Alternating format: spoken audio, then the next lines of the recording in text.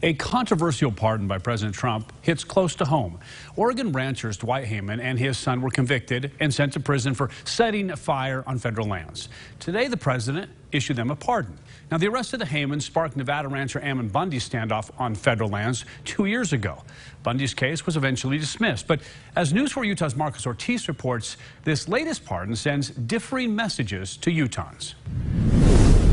Some say that Utah prides itself in obeying the rule of law, but some wonder whether or not these latest pardons by the president challenges that. We think this is outrageous.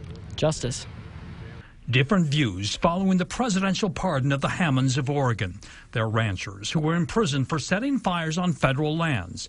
But with a stroke of his pen, President Trump erased the crime, angering environmentalists. The Hammonds were convicted by a jury, sentenced according to federal law, and the actions by the president really throw up in the air the question of how much the rule of law applies on our federal lands. In 2014, Nevada rancher Cliven Bundy was inspired by the Hammonds and staged his own standoff with the federal government. His charges were later dismissed. Bundy is a member of the Independent American Party, whose members today praised the president. The Constitution lays out gives the president the ability to pardon citizenry when the courts get it wrong, and frankly, the courts got it wrong up in Oregon. San Juan County Commissioner Phil Lyman was jailed for leading an ATV protest riot on federal lands.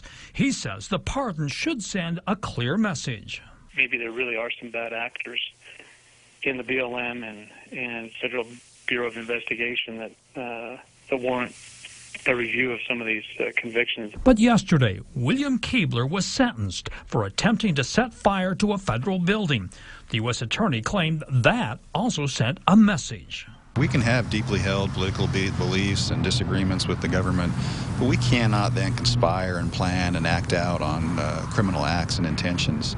Asked whether the presidential pardons undermine the work of the U.S. Attorney's Office, a spokesperson from that office had no comment.